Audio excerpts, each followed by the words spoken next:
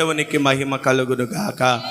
మంచిది. ప్రియమైనటువంటి దేవుని ప్రజలారా, ఈ యొక్క దినం ఒక ప్రత్యేకత ఉంది.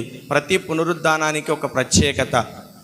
పునరుద్ధానం అంటేనే యేసుక్రీస్తు వారు మరణాన్ని గెలిచి మరెన్నడూ కూడా మరణము చెందనటువంటి రీతిగా పునరుద్ధానుడైనటువంటి సంగతి.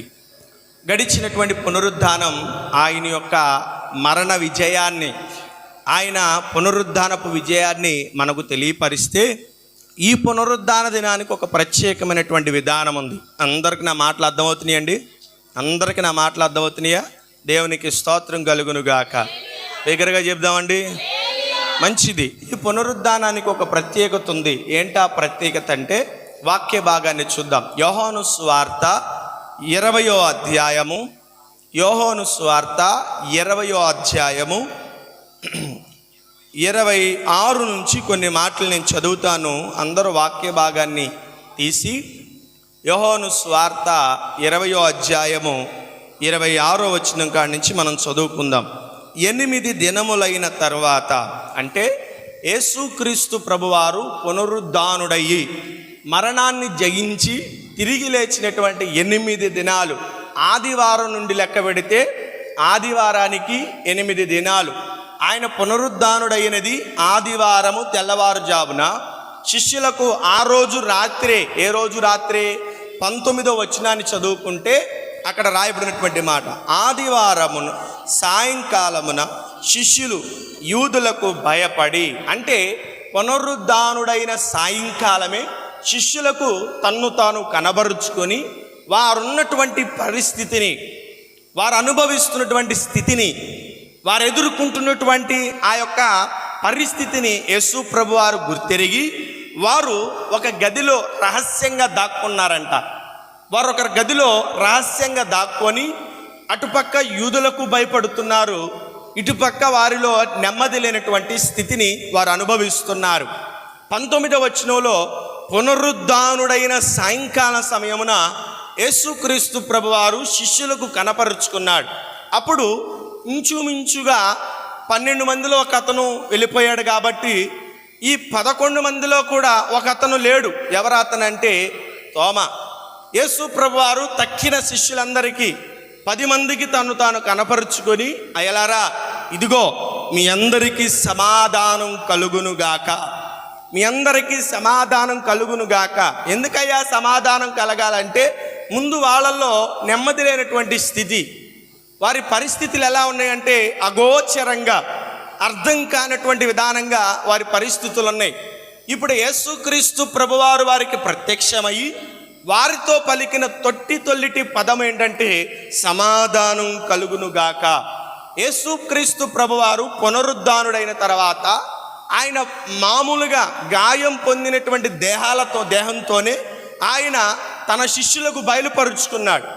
మొదట 8వ దినము ఆదివారము సాయంకాల సమయము శిష్యులకు బయలుపరుచుకునేటప్పుడు ఆయన పునరుద్ధాన దేహంతో ఎలా వెళ్ళాడో తెలుసా? మూసి ఉంచినటువంటి తలుపులుగానే ఉన్నప్పటికీ ఆయన లోపటికి వెళ్ళి వారి మధ్య నిలిచి, అయ్యా మీకు సమాధానం కలుగునుగాక. వేరే వాక్య భాగాల్లో మత్తయి సువార్త కానీ, మార్కు సువార్త కానీ, లూకా సువార్త కానీ ఇంత స్పష్టమైనటువంటి విషయాలు రాయల, ఇంత చక్కగా వివరించి ఎక్కడా రాయల. వాళ్ళంతా కొద్దిగానే కొన్ని విషయాలు తెలియపరిచారు. వారు గదిలో ఉన్నప్పుడు, దేవుడు వారికి ప్రత్యక్షమైనప్పుడు వారు భయపడి భూతమని జడిసి, వారు అవిశ్వాసంతో లేదా ఒక పిరికితనంతో ఆయనను గూర్చిన సందేహాన్ని తెలియపరిచినప్పుడు యేసు ప్రభు వారిని గద్దించి వారితో పలికినటువంటి మాటలు, అయ్యలారా, ఇదిగో నాకున్నట్లుగా శరీరం కానీ, నాకున్నట్లుగా గాయాలు కానీ, ఒకవేళ దయ్యానికి ఉంటాయా అని ఒకవేళ వారు భయపడుతున్నటువంటి స్థితిని వారికి తెలియపరిచి, యేసుక్రీస్తు ప్రభు వారు ఏం చేశాడంటే సిలువ మీద తాను పొందినటువంటి గాయాలను వారికి చూపించి, ఇదిగో మీరు నా గాయాలు తాకండి, నా శరీరాన్ని తాకండి అని చెప్పి యేసుక్రీస్తు ప్రభు వారు తను తాను వారికి బయలుపరుచుకున్నాడు. ఒక సాక్షిగా ఆయన తన గాయాలు చూపించాడు, తనకున్నటువంటి దేహాన్ని వారికి చూపించాడు. పునరుద్ధానపు దేహానికి భూమి ఆకర్షణ పనిచేయదు. అర్థమైందండి? పునరుద్ధానపు దేహానికి అంటే మరణము గెలిచి మరణించి తిరిగి లేచినటువంటి దేహానికి, అంటే యేసుక్రీస్తు వారు పొందిన పునరుద్ధానానికి ఆ దేహానికి భూ ఆకర్షణ పనిచేయదు. అందుకే యేసుక్రీస్తు ప్రభువారు ద్వారాలు మూసి ఉన్నప్పటికీ ఏం చేశాడు? లోపలికి ప్రవేశించాడు. శిష్యులకు తన దేహాన్ని చూపించాడు. శిష్యులకు తను తాను బయలుపరుచుకున్నాడు. ఇప్పుడు ప్రత్యేకంగా మనం ధ్యానించబోయేటువంటి వాక్య భాగం ఏంటంటే యోహాను సువార్త 20వ అధ్యాయంలో తోమాతో దేవుడు మాట్లాడుతున్నాడు. 8వ దినము అంటే మరొక అవకాశం ఇచ్చి శిష్యులకు తను తాను బయలుపరుచుకున్నటువంటి విధానం నేను చదువుతాను. 26వ వచనాన్ని, 8 దినములైన తర్వాత ఆయన శిష్యులు మరలా లోపల ఉన్నప్పుడు తోమా వారితో కూడా ఉండెను. తలుపులు మూయబడి ఉండగా యేసు వచ్చి మధ్యను నిలిచి మీకు సమాధానం కలుగునుగాక అనేను. 27వ వచనం. తరువాత తోమాను చూచి నీ వ్రేలు ఇటు చాచి నా చేతులు చూడుము, నీ చెయ్యి చాచి నా ప్రక్కలో ఉంచి అవిశ్వాసివి కాక విశ్వాసివి కమ్ము.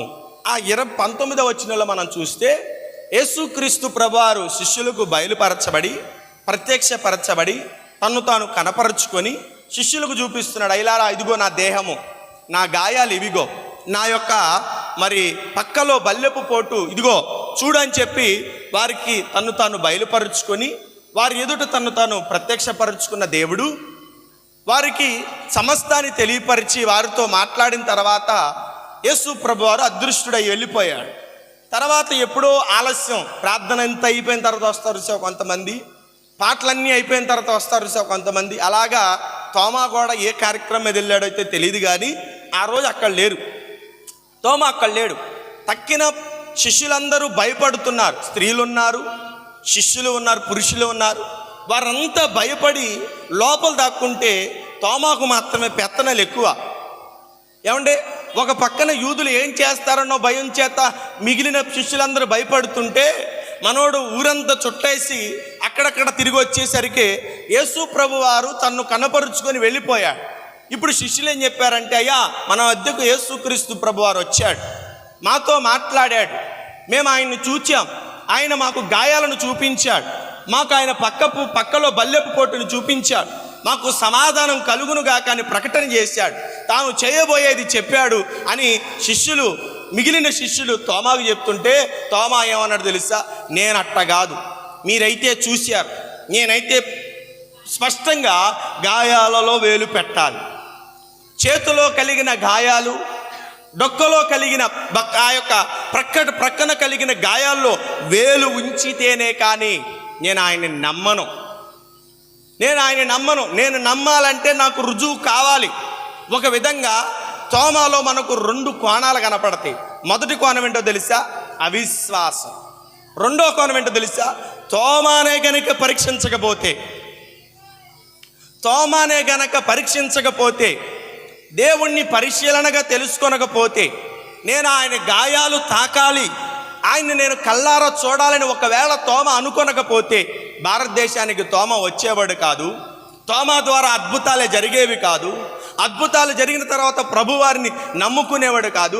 ఈ భారతదేశం అంతా పాత పద్ధతుల్లోనే అనుసరించేటువంటి విధానం. తోమా తెలుసుకున్నాడు కాబట్టే అందుకే అంటున్నాడు యోహాను భక్తుడు, మేము వేటిని నిదానించి మా చేతులు తాకినయో వాటినే మేము ప్రకటిస్తున్నాం.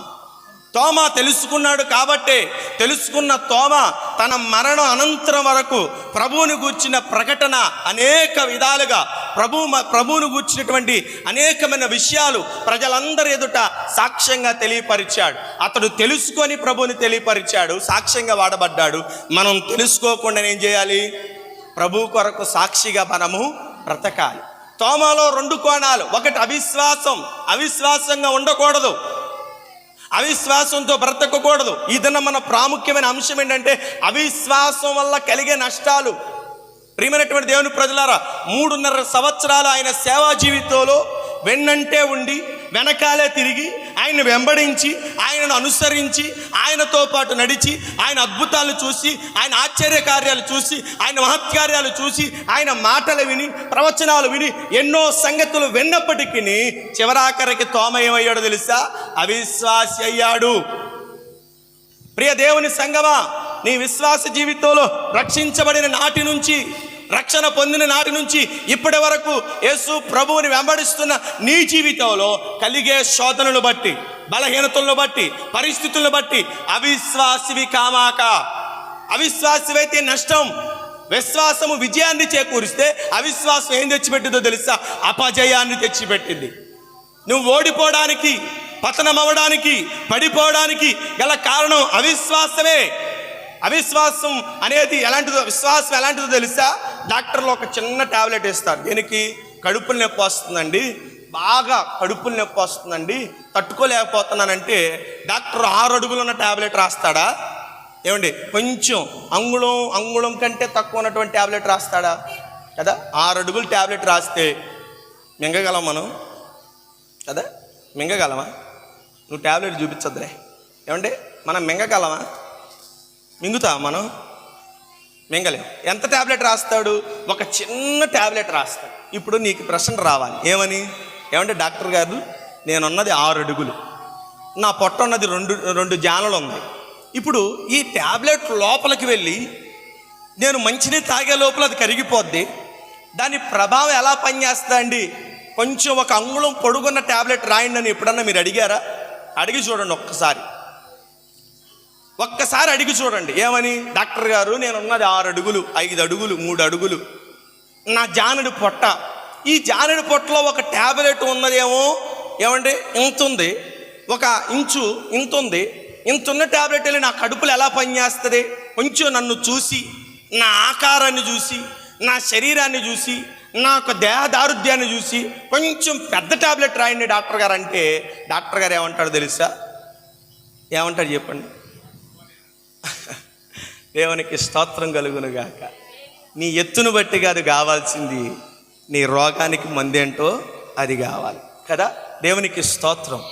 ఇప్పుడు అవిశ్వాసం అనేది నీలో ఉందనుకో, విశ్వాసాన్ని చంపేస్తుంది. విశ్వాసం ఎలాంటిదో తెలుసా? చచ్చేవాడిని కూడా బ్రతికించిద్ది. నీ కష్టాలలో, నీ అపజయాల్లో విశ్వాసం నీకు జయమిస్తే, ఏమండి అవిశ్వాసం ఏం చేసి తెలుసా? గెలిచే వాటిని కూడా ఓటమిలోనికి నడిపించింది.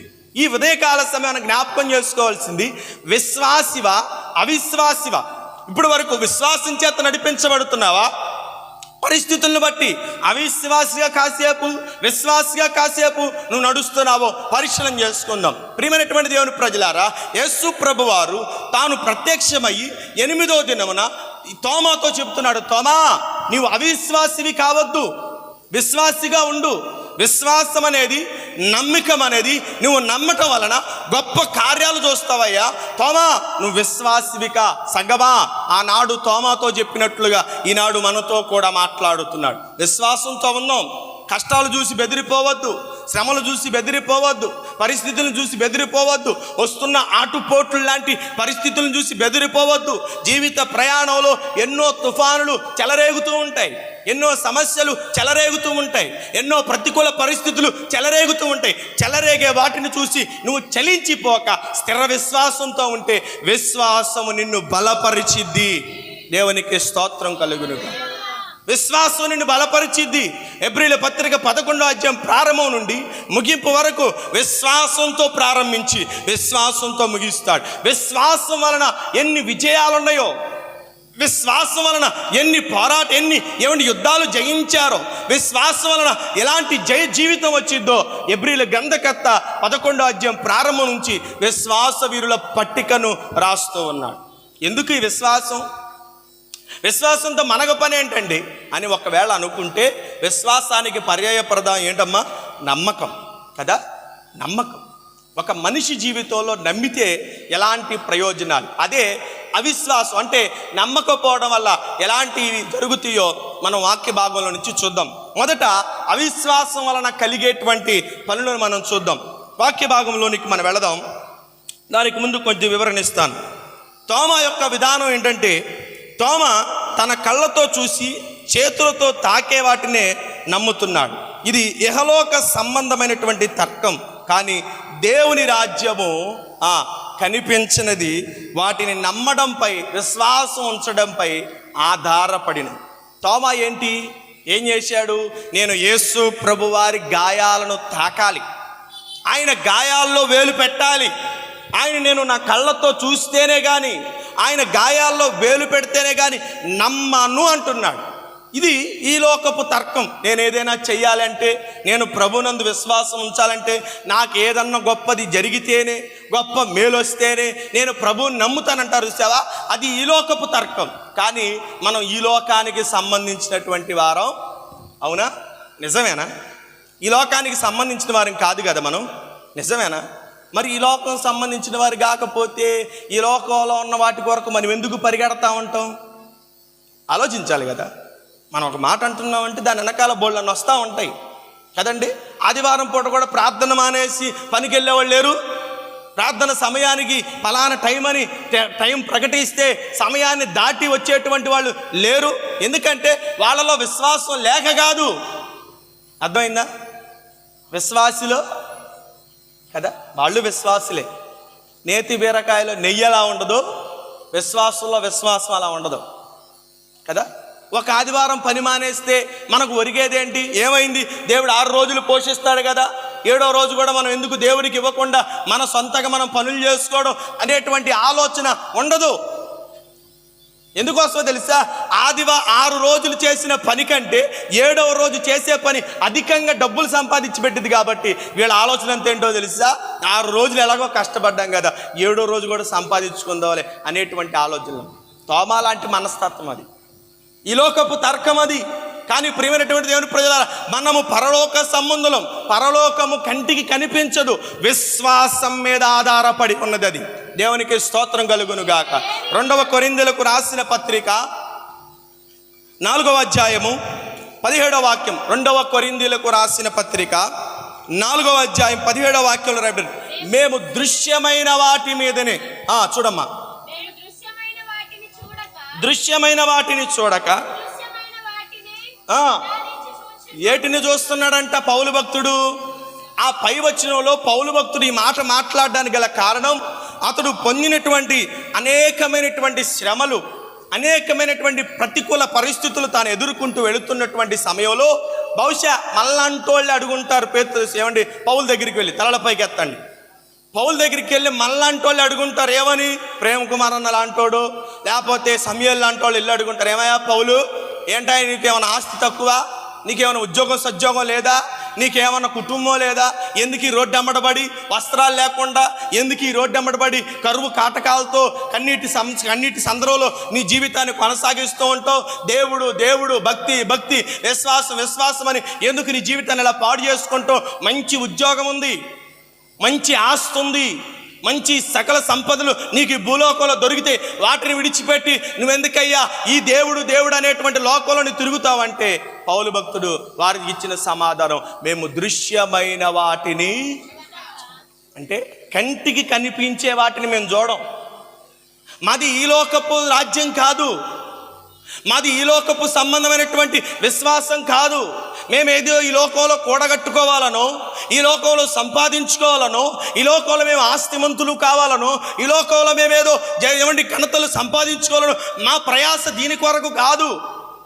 ఒకవేళ పౌలే ఈనాటి కాలంలో గనక ఏమండి ఈనాటి విశ్వాసులు గనక ఉంటే ఖచ్చితంగా పౌలుకి ఏమంటే పౌలు గారికి ఉన్నట్లు, ఈ పౌలు గారికి ఉన్నట్లుగా, ఏ పౌలు గారు, కే పాల్ గారికి ఉన్నట్లుగా 2 ఉండేవి. ఏంటి? Special helicopter. స్పెషల్ ఏంటి అండి అవి? హెలికాప్టర్ 2 ఉండేవి, ఒకటి కూడా కాదు. ఎందుకని? ఆయన అంత సేవ చేశాడు. భౌతికంగా ఇప్పుడు చేసేటువంటి ఆయనకి ఇంత ప్రత్యేకత, ఇంత ఘనత, ఇంత మర్యాద, ఇంత ఉన్నత స్థితి ఉంటే పౌలు భక్తుడు, ఆనాటి ఆదిమ సంఘ పౌలు భక్తుడైనటువంటి ఆయన చేసిన పరిచర్య ఈనాటి పరిచర్యతో పోల్చుకుంటే ఏమాత్రం కూడా కాదు కదా. చిన్న చిన్న వాటికే మనం అలసిపోతూ ఉంటాం, కానీ పౌలు పడిన శ్రమ అంత ఇంత ఎందుకు? పౌలు నువ్వు ఎంత శ్రమ పడుతున్నావు అంటే పౌలు అంటున్నాడు, మాది ఈ లోకం సంబంధమైనది, మేము దృశ్యమైన వాటిని చూడట్లేదు, మేము దృశ్యమైన వాటి మీదనే కళ్ళు పెట్టట్లేదు. ఈ పేరులు, ఈ ఘనతలు, ఈ మర్యాదలు, ఈ యొక్క సత్కారాలు ఇవన్నీ ఏమంటే కంటికి కనిపించేవి, తాత్కాలికం, ఇవి నిలిచేవి కాదు. ఈరోజు ఏమంటే పొగిడేవాడే రేపు తిడతాడండి. వాస్తవేనా? తలలోపండి. వాస్తవేనా? ఈరోజు పొగిడేవాడు అంతెందుకు, యేసు ప్రభు వారు యెరూషలేముకు జయయాత్ర చేస్తున్నాడు. ఎప్పుడు? మట్టలాదివారం రోజు ఆయన గాడిద మీద ఎక్కి, గాడిద పిల్ల మీద ఎక్కి జైత్య యాత్ర చేస్తూ ఉంటే వెనకాల ఆ రోజు సంఖ్య దరిదాపుగా 10 లక్షలకు పైనే ఉండిద్దండి. ఒక అంచనా 10 లక్షలకు పైగా అక్కడి నుంచి ఇక్కడి నుంచి ప్రజలు చదివిన వారందరూ వస్తే ఇంచుమించుగా యెరూషలేము మొత్తం కూడా కిక్కిరిసిపోయింది. ఖాళీ లేదు. ప్రజలందరూ జనసమూహం, ఎదరొక కొంతమంది ఒక సంఖ్య, వెనకొక సంఖ్య, చుట్టూ సంఖ్య పోల్చుకుంటే ఈ నాటి యొక్క సీఎంలకి ఎంపీలకు కూడా ఉంటారు అంతమంది. యేసుక్రీస్తు ప్రభువారు అలా ఊరేగి వెళుతుంటే ఎదర కొంతమంది, వెనకాల కొంతమంది, ప్రక్కన కొంతమంది, ఈ ప్రక్కన కొంతమంది జయము ఓసన్న పేరు, ఓసన్నకు జయము, ప్రభువు పేరట వచ్చువాడు స్తుతించబడునుగా కానీ జయము జయము జయము అని అరిచిన వారే ఆ రోజు తర్వాత యేసుక్రీస్తు ప్రభువారిని బుధవారం సాయంత్రం పట్టుకునేసరికి ఏమన్నారు తెలుసా కదా? పొగిడేవాడిని ఎప్పుడు నమ్మకూడదు. ఏమని అరిచారు తెలుసా? ఏంటి నేను సిలువేయండి, పిలాతు అవకాశం ఇచ్చి విడిపిద్దామన్నా కూడా ఏమన్నా తెలుసా? లేదు అతను సిలువ వేయబడాలి. పొగుడేవాడిని అస్సలు నమ్మకూడదు. నీ వెనకాలండి పొగుడుతారు చూసావా? అబ్బో మా ఓడు ఇలా అంటాడు, అబ్బో మా వాళ్ళు ఇలాంటి వాళ్ళు, వాళ్ళకి అలా ఉంది ఇలా ఉంది. పొగిడే వాళ్ళని చూసి అస్సలు పడవు, నువ్వు నమ్మద్దు. ఎందుకంటే పొగిడే వాళ్ళే రేపును పొడిచేవాళ్ళు అవుతారు. జాగ్రత్త.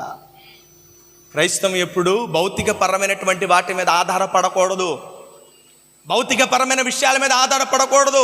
భౌతిక సంబంధమైనటువంటి ఆస్తిపాస్తుల మీదో వ్యవహారాల మీదో ఆధారపడేది కాదు. పౌలు భక్తుడు మా దృష్టి ఎక్కడుందో తెలుసా? అదృశ్యమైన దాన్ని చూస్తున్నాను. ఏంటి అదృశ్యమైనది అంటే ఎబ్రీల గ్రంథకర్త 11వ అధ్యాయంలో రాస్తూ ఉంటున్నాడు. అబ్రహాము గురించి రాయబడినటువంటి మాటలు ఏమనుంటుందో తెలుసా? అబ్రహాము దేవుడు దేనికి నిర్మాణకుడు, శిల్పి అయి ఉన్నాడు, పునాదులు కలిగిన ఆ పట్టణము కొరకంట. ఎందుకు ఆ మాట రాయాల్సి వచ్చిందో తెలుసా?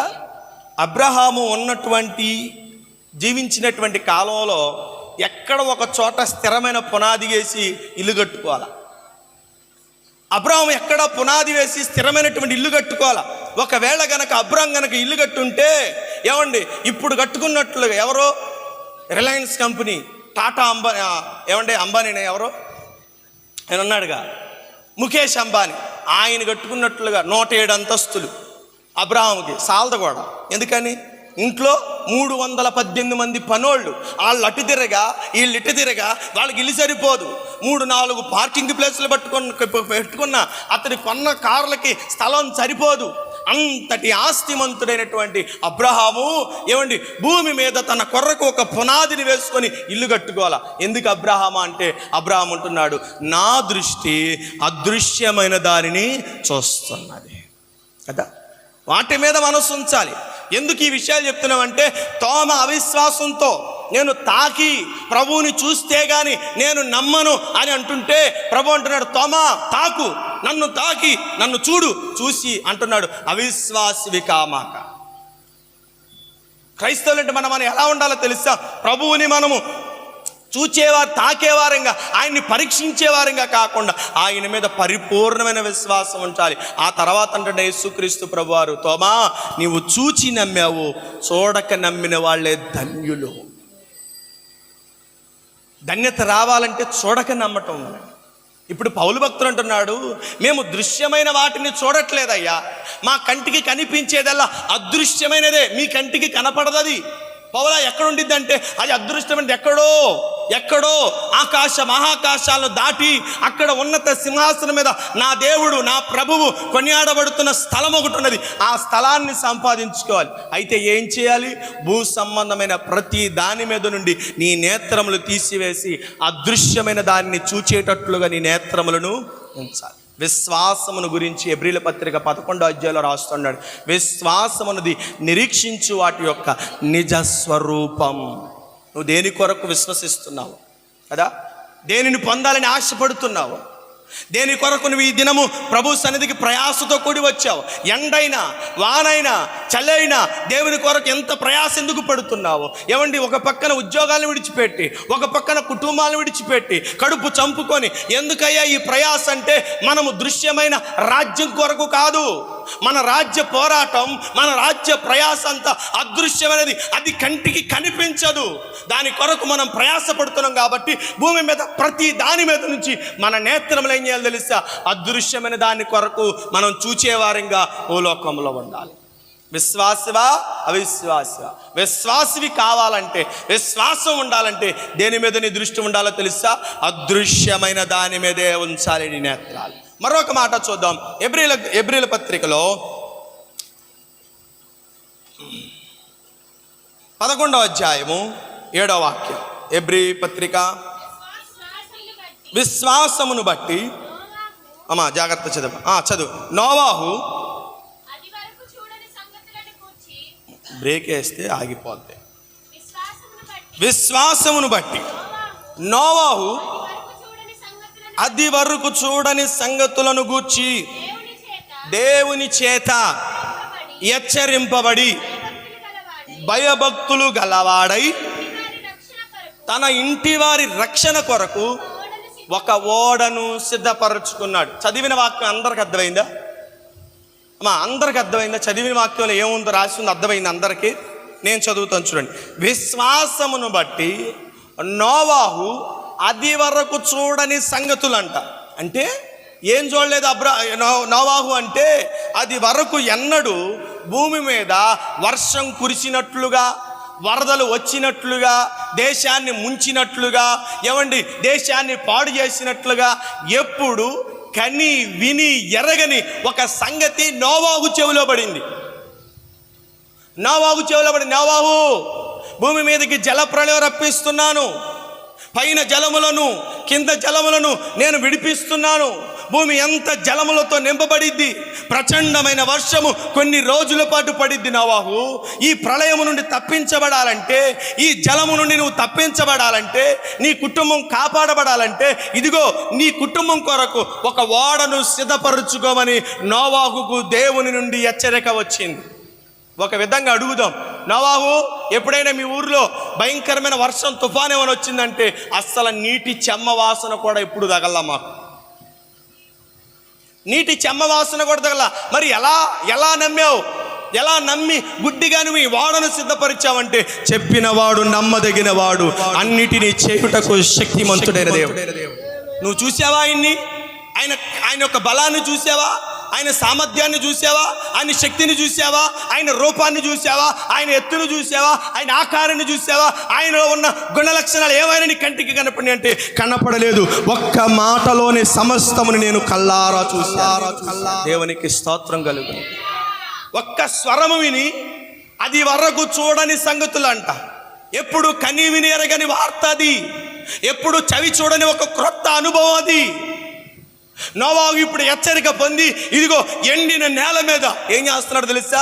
వాడన గడుతున్నాడు. ఒకవేళ గనక నోవాహు దగ్గరికి వెళ్ళి, నోవాహు పిచ్చి బాగా ముదిరిపోయి గవర్నమెంట్ హాస్పిటల్లో నీకు ఒక వార్డుని ఏర్పాటు చేస్తా రావయ్యా అంటే, నోవాహు అంటాడు, నాది పిచ్చి కాదయ్యా, ప్రభువు మీద ఉన్న అచంచలమైన విశ్వాసం కదా, అచంచలమైన విశ్వాసం. వాన పడలేదు, వర్షం వచ్చిద్దో రాదో తెలియకపోయినా నోవాహు ఎండిన నేల మీద ఓడను కట్టడానికి సిద్ధపడిపోయాడు. 6వ అధ్యాయము చూడండి, 6వ అధ్యాయం 9వ వాక్యంలో, ఆదికాండ గ్రంథము 6వ అధ్యాయం 9వ వాక్యంలో రాయబడినటువంటి మాట చదవండి ఒకసారి. నీతిపరుడను ఉండెను, నడిచినవాడు షేము, ఆము, అమ్మా 17 వచనం కూడా చూడు. ఇదిగో నేను జీవవాయువు గల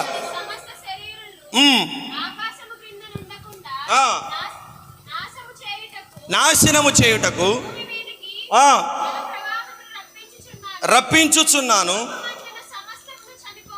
చూడండి ఏమంటున్నాడు? లోకమందంతటన సమస్తము చనిపోవును, కాబట్టి నీతో నీవును నీ కుమారులను నీ భార్యయు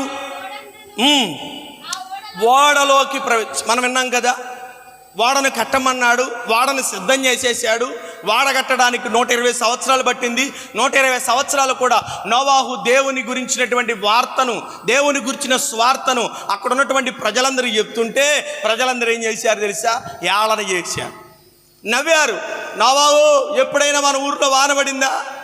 ఎప్పుడైనా మన ఊర్లో వర్షం వచ్చిందా, వరద వచ్చిందా అని నోవాహును ఏళన చేసి నవ్వి ఏళన చేశారు.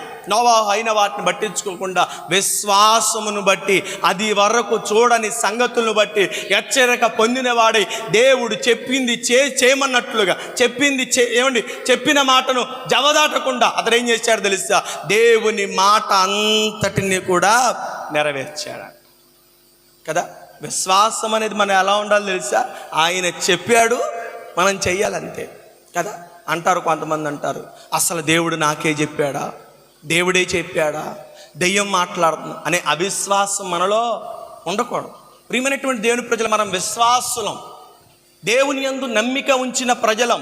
మనలో విశ్వాసం అనేది ఎలా ఉండాలంటే, నోవాహు అది వరకు చూడని సంగతులను గురించి హెచ్చరిక పొంది దేవుని మాటను నెరవేరిస్తే, క్రైస్తవ జనాంగమా, లోకంలో జరుగుతున్న వాటిని బట్టి, లోకంలో జరుగుతున్న సంఘటనలు బట్టి లోకం అంతా చెప్పుకుంటుంది, పలానా రోజు అంతం వస్తుంది, పలానా రోజు ముగింపు వస్తుంది, పలానా రోజు అని టైం పెట్టుకొని ప్రజలందరూ కంగారు బెంగారు అవుతుంటే దేవుడు చెప్తున్నాడు, మీ హృదయములను కలవరపడనివ్వకడి, మీ హృదయాలు కలవరపడనివద్దు. ఎందుకంటే లోకం వాళ్ళంతా చూసే పరిస్థితులను బట్టి వాళ్ళు కలవరపడుతుంటారు. మనం కలవరపడవలసిన పని లేదు. అదేంటయ్యా, వాళ్ళు భూములు అమ్ముకుంటున్నారు, ఆస్తులు అమ్ముకుంటున్నారు, పొలాలు అమ్ముకుంటున్నారు, భూమి అంతమైపోతుంది, దీని ముగింపు వచ్చేసింది, టైం దగ్గర పడిపోయింది, అదైపోతుంది ఇదైపోతుందని చెప్పి ఎవరికి వాళ్ళు ప్రాణాలు దక్కించుకోవడానికి అంతరిక్షంలో కొనుక్కుంటున్నారు, చంద్రమండలంలో కొనుక్కుంటారు. ఇల్లు మమ్మల్ని ఏంటి కలవరపడనివద్దు అంటున్నావు అంటే ప్రభువారు అంటున్నాడు, అన్నిటి అంతము సమీపించినది కానీ రాకడప్పుడే రాదు కదా. మనం కలవరపడకూడదు. లోకంలో కొంతమంది గజిబిజి కంగారు అవుతూ ఉంటారు. పెళ్ళిళ్ళ టైం వస్తే కొంతమంది కంగారు చూడాలి, మామూలు కంగారు కాదు. ఎన్ని షేర్లు కొన్నా ఆ టయానికి వచ్చేసరికి మళ్ళా షాపింగ్ అంటారు. ఏంటంటే ఇప్పుడు దాకా కొన్న ఎన్ని కూడా మాకు ఎందుకో, ఒకవేళ వాళ్ళు కట్టుకొచ్చేవి మా చీరలు కూడా ఒకేలాగా ఉంటే ఇప్పుడు మేమేమైపోతాం, వాళ్ళ ముందు తక్కువైపోతాం. ఇప్పుడు వాళ్ళకే మాకు ఒకటే కాకుండా ఏం చేయాలి, ఒక ప్రత్యేకంగా ఎప్పటికప్పుడు షాపింగ్ చేస్తూ ఉంటారు, ఎప్పటికప్పుడు తెచ్చిపెట్టుకుంటారు. అయినా వాళ్ళ హృదయాల్లో ఉండిద్దమ్మ తృప్తి అస్సలు కదా. తెచ్చిపెట్టుకుంటారు, ఉండదు తృప్తి. ఎన్ని రోజులు తిరిగినా క్రొత్తది అంటారు. ఏ రోజు తెచ్చినట్టారు, ఎబ్బే ఇదంతా పాతదేగా, ఎప్పుడు మేము కట్టిపడేసి. ఈమె వెళ్ళింది ఆ రోజు కొనటానికి, కానీ చెప్పే మాట ఏంటి, మేము ఎప్పుడో కట్టిపడేసి కదా. ప్రియమైనటువంటి దేవుని ప్రజలారా, మనము ఈ లోక సంబంధమైనటువంటి విషయాల మీద కనుక మన మనస్సు ఉంచితే, మన హృదయం ఈ లోక సంబంధమైనటువంటి వాటి మీద మన మనస్సును నిలిపితే, దృశ్యమైన వాటిని మనము చూడకపోదుము. వాటిని మనం చూడలేం. దృశ్యమైన వాటిని మనం చూడాలి, అదృశ్యమైన వాటిని మనం చూడాలంటే దృశ్యమైన వాటి మీద మన మనస్సు ఉంచకూడదు. అది వరకు చూడని సంగతుల గురించి నోవాహు హెచ్చరిక పొందాడు. మునిపెన్నడు తన జీవితంలో అటువంటి అనుభవాన్ని ఎప్పుడు చూడాల నోవాహు. కానీ నోవాహు ఆ దినమున దేవుని హెచ్చరికను పొందుకున్నవాడై నోవాహు ఓడ కట్టడానికి వెళ్ళి ఓడను సంపూర్తి చేశాడు.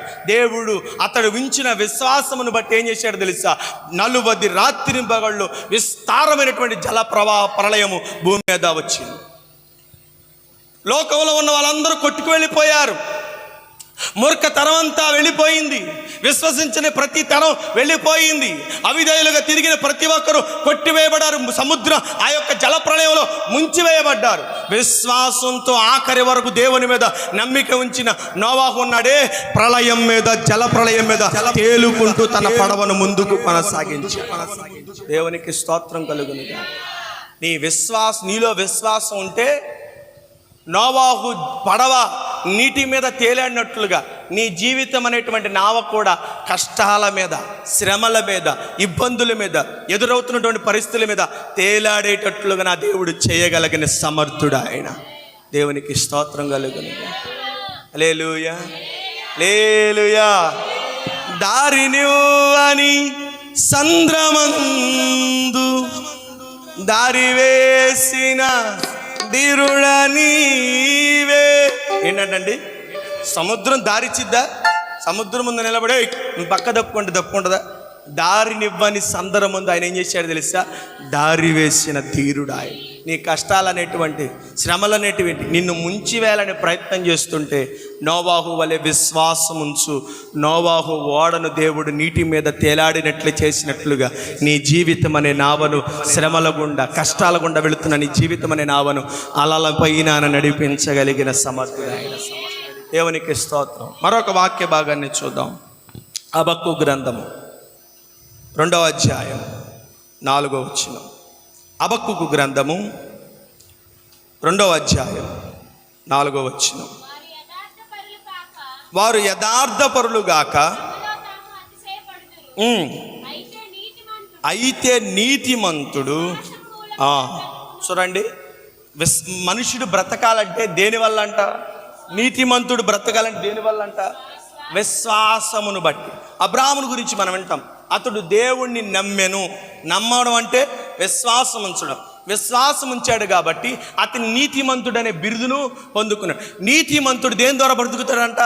విశ్వాసం ద్వారా బ్రతుకుతాడంట. హబక్కూ జాగ్రత్తగా విను.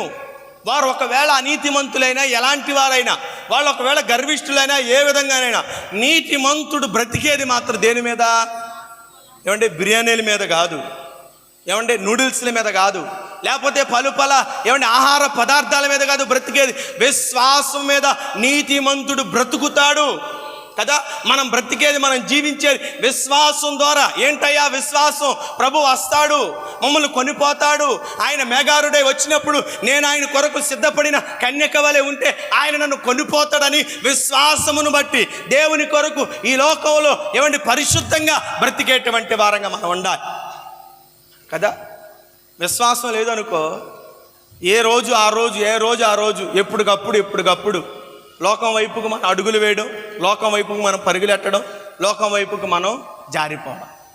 విశ్వాసం ఉంచితే ఎప్పుడు అంటాడు కదా, నా ప్రియుడు నా కొరకు చేతులు చాచి నా వరుడు కలువరిలో బలియాయనే. నా ప్రియుడు నా కొరకు చేతులు చాచి నా వరుడు కలువరి బలియాయనే. బలి అయిన వానికే నా జీవితం,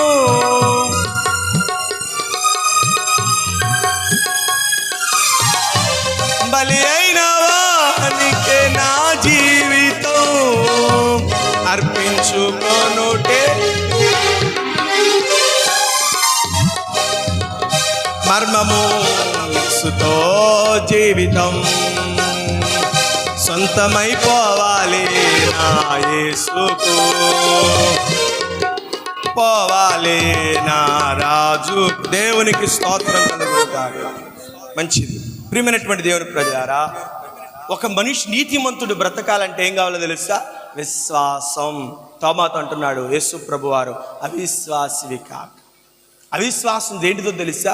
దృశ్యమైన వాటి మీదే మనస్సు పెట్టేది, భౌతికమైన విషయాల మీద మనస్సు పెట్టేది, భౌతికమైన సంగతుల మీద ఆలోచన పెట్టేది, భౌతికంగా జరిగే వాటినో పొందుకునే వాటినో వాటి మీద మనస్సు పెట్టేది. క్రైస్తవ జనాంగమా, మనము దృష్టి నిలపవలసింది భౌతికమైన కనపడే వాటి మీద కాదు, అదృశ్యమైన దానిని పొందుకొనుట కొరకు మనం ప్రయాసపడాలి.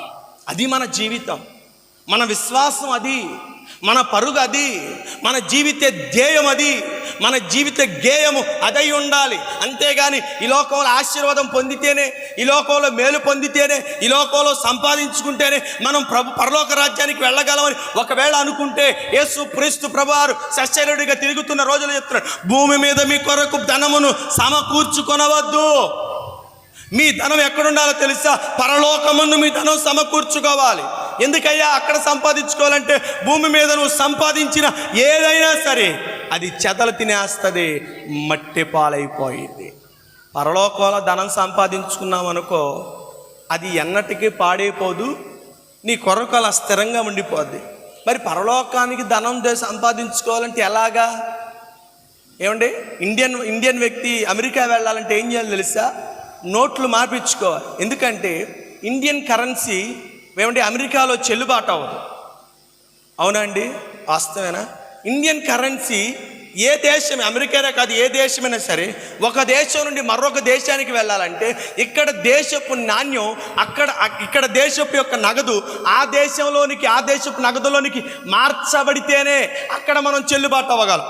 మనం కూడా భౌతికపరమైనటువంటి ఈ లోకంలో మనం ఇక్కడ చెల్లుబాటు అయ్యేటువంటి ఈ ధనము పరలోకానికి మార్పు చెందాలి. అంటే ఈ ధనం అక్కడ మార్పు చెందదు, ఇక్కడ ఉన్నటువంటి మన క్రియలే అక్కడ ధనంగా మార్పు చెందుతూ ఉంది. అంతేనా? అంతే కదా? అంటే ఇప్పటి నుంచి మనం ఏం చేయాలి? ఈ లోకంలో సంపాదన కోసం మనం పరుగులెట్టకూడదు. అలా అని చెప్పి పని పాట మానేసి ఇంట్లో కూర్చొని నేను పరలోకంలో ధనం సంపాదించుకున్నానని ఒకవేళ అనుకున్నావు అనుకో, నీ వంటి ఉండరు. కాబట్టి గ్రహించాలి, జ్ఞాపకం చేసుకోవాలి. ప్రియమైనటువంటి దేవుని ప్రజలారా, దేవుని వాక్యం చెప్తుంది, అవిశ్వాసివి కాక విశ్వాసంతో ఉండు. విశ్వాసము అదృశ్యమైన వాటిని నీ కంటికి చూపిస్తే, అవిశ్వాసం ఏం చేసి తెలుసా? దృశ్యమైన వాటిని నీ కంటికి చూపించింది. ఈ లోకమే నీకు శాశ్వతం, ఈ లోకమే నీకు సంపద, ఈ లోకమే నీకు స్థిరంగా ఉండేది అని ఈ లోకం మీద మనస్సు నిలిపిద్ది. విశ్వాసం నిన్ను అదృశ్యమైన వాటి కొరకు నిన్ను సిద్ధపరిచేది. పౌలు భక్తుడు అంటున్నాడు, మేము దృశ్యమైన వాటి మీద మనస్సు ఉంచక అదృశ్యమైన వాటి మీద మనస్సు ఉంచుతున్నాం. నోవాహు అంటున్నాడు, అది వరకు చూడని సంగతుల మీద నుంచి హెచ్చరిక పొంది దేవుని చేత నీతిమంతుడనే బిరుదు పొందుకొని తన కుటుంబాన్ని కాపాడుకున్నాడు. ప్రియ సహోదరి, నువ్వు విశ్వాసిగా ఉంటావో అవిశ్వాసిగా ఉంటావో? విశ్వాసంతో ఉంటే కడ వరకు నీ విశ్వాసాన్ని కొనసాగించుకో. విశ్వాసమునకు కర్తయు దాన్ని కొనసాగించు యేసు క్రీస్తు ప్రభు వైపు నీవు చూడగలిగితే నీ విశ్వాస నావనైనా ముందుకు తీసుకువెళతాడు, నిన్ను ముందుకు నడిపిస్తాడు. నీ విశ్వాసం దేని మీద? నీ విశ్వాసం దేని కొరకు? నీ విశ్వాసం ఈ లోకంలో ఆశీర్వాదాల కొరకేనా? ఈ లోకంలో సంపద కొరకేనా? ఈ లోకంలో దొరికే భాగ్యాల కొరకేనా నీ విశ్వాసం? కాదు. ఈ లోకం మనది కాదు, ఈ లోకంలో దొరికేవి మనవి కాదు, ఈ లోకంలో ఉండేవి స్థిరమైనవి కాదు. ఈ లోకమును విడిచిపెట్టిన తర్వాత మరొక లోకం ఉంది, దానిని మనం సంపాదించుకున్నటకు మనం ప్రయాసపడాలి. తోమా చూచి నమ్మాడు, మనము చూడక నమ్మాం కాబట్టి మనము ధన్యులం. మన ధన్యత ఎక్కడొచ్చిందో తెలుసా? పరలోక పట్టణంలో మనకు ధన్యత ఎలా వచ్చిందో తెలుసా? యేసుక్రీస్తు ప్రభువారు లోకమందంతటా ఆయన ముందు నిలబడినప్పుడు ఆయన అంటాడు, ఇదిగో వీళ్ళు నన్ను చూడలేదు, అయినను నా యందు విశ్వాసం ఉంచి తమ జీవితాలను పవిత్రంగా కాపాడుకున్నారు, కాబట్టి వీళ్ళు ధన్యులని ఆయన పిలిచి ఆ ధన్యకరమైనటువంటి ధన్యజీవి అయినటువంటి నిన్ను తీసుకువెళ్ళి ఆయన ఏం చేస్తారో తెలుసా? దోతల ఎదుట నిన్ను ఘనపరిచి సన్మానం చేస్తాడు కదా.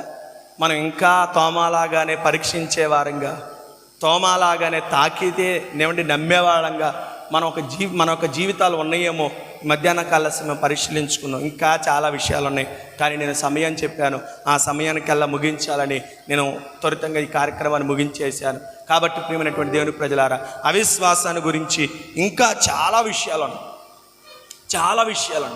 కాబట్టి ఈ కొద్ది విషయాలు మనస్సులో పెట్టుకొని మీరు దేవుని వైపు విశ్వాసం ఉంచి, ఒకవేళ ఏ పరిస్థితిని బట్టి చంచలమైపోతుందో నీ మనస్సు ఆలోచించు. సహోదరి, మనం ఈ లోక సంబంధులం కాదు, మన పరలోకపు ఆశ. అందుకే 2 కొరింథీయులు రాసిన పత్రిక 5వ అధ్యాయం మొట్టమొదటి మాటలు రాయబడినటువంటి మాట, భూమి మీద ఉన్న మీ యొక్క గుడారము శిథిలమైపోవును. మన గుడారము చేతితో కట్టినది కాకుండా ఎలా ఉండిద్దో చదవండి. 2 కొరింథీయులకు రాసిన పత్రిక, ఈ నివాసము శిథిలమైపోయినను చేతి పని కాక దేవుని చేత కట్టబడినదియు నిత్యమైనదియునైనా మనకున్నదని. భూమి మీద కట్టిన ఈ నివాసము ఏమైపోయిందంట? శిథిలమైపోయింది. చేతి పనితో కాక దేవుని చేత కట్టబడిన ఆ నివాసాన్ని మనం సంపాదించుకోవాలి. సహోదరి, మన విశ్వాసాన్ని కొనసాగిద్దాం, దేవుని యందు విశ్వాసం ఉంచుదాం, అవిశ్వాసులుగా బ్రతకవద్దు. చిన్న వాటిని చూసి మనం బెదిరిపోయి దేవుని కార్యాలను లేదా ఆయన శక్తి సామర్థ్యాలను మనం తక్కువ చేసినట్లుగా మనలో అవిశ్వాసం అనేది రానివ్వకుండా మనం జాగ్రత్తగా కాపాడుకుంటే నీతిమంతుడు విశ్వాసం ద్వారా బ్రతుకుతానన్నది వాక్యం రాయబడింది. కాబట్టి ఆ విశ్వాసము దేవుని దగ్గరకు నిన్ను తీసుకువెళుతుంది. నోవాహును ఆ తరములో నుండి కాపాడినట్లుగా ఈ తరములో ఉన్న నిన్ను ఆ విశ్వాసమే నిన్ను కాపాడిద్ది. అటు రీతిగా మనము నడిపించబడదుముగాక.